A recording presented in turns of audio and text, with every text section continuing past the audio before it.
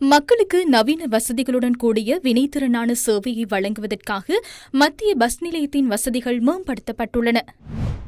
Rhino ரூஃபிங்கிடமிருந்து rhino premier roofing தீர்வுகள்.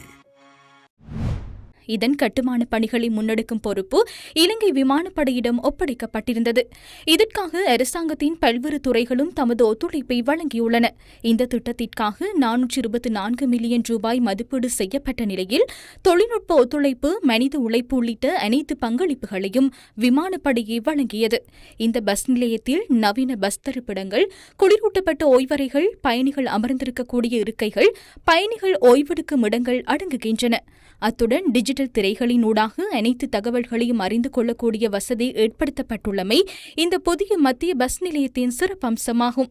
நவீனமயப்படுத்தப்பட்ட கொழும்பு பிரதான bus நிலையம் இன்று முதல் மக்களின் பயன்பாட்டிற்காக கையளிக்கப்படுகின்றது. அதனை முறையாக பயன்படுத்துவது நம் அனைவரினதும் பொறுப்பாகும்.